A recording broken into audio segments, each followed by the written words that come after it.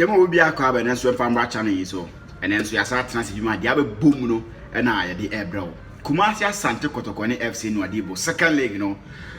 No say game no ends with Basso after say Kumasia Santa Kotoko Pimo Mauritania. Kunya 1-1 result no. No me say bibia na ko Mumbai bo game no ewo Accra Sports Stadium. Now for my no ma din kunim na o matima qualify to the next stage but no ribo for no be PM okruma no ensem pi enso ne betimi beto dwa no ribo for no bai no o fe dibia no msi yom nyoma na se enye fedi agro ketekete kra Friday no na so mko mo Monday to no Accra Sports Stadium no omko kontoka o say on say before say no mo training no na o mo training wi a has folk enso ene team friend Kawala United be wona nyimre international start times o mo kill men no almost set up, almost say, almost set up, no, almost video, almost era kuma asa no kotoko no, maintain what gidi pa, and so I never fedia, go na ko die. Saturday no do say game no, and so about so before no game no in the yan and say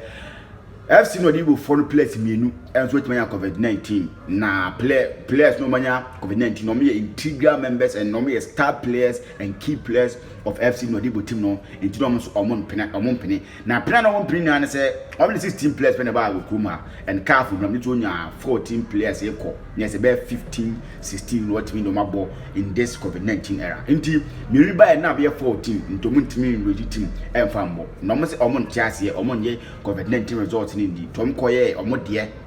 shepe tom so me nom koye no obi anya COVID-19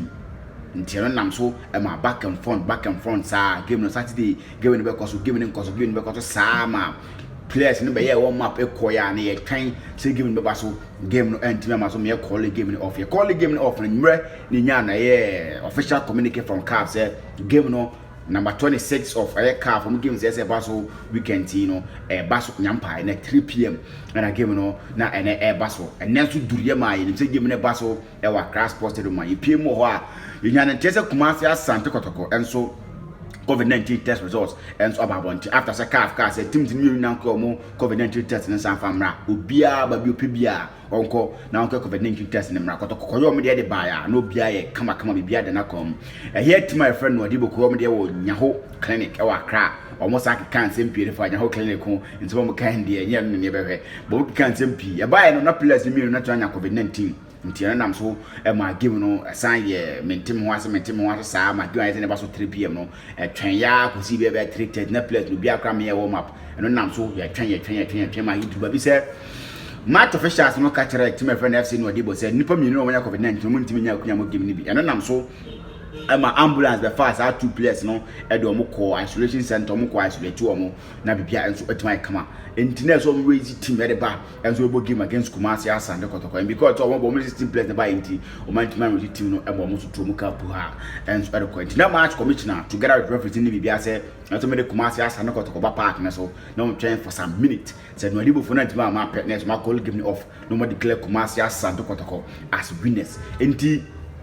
Odoko wa park na so enso ebe ye o mo shake up say the ba start give no Adibo for no and man resume team because some can nobody can call because 14 players per no more team for mun tia kan no say there Kumasi Asante Kotoko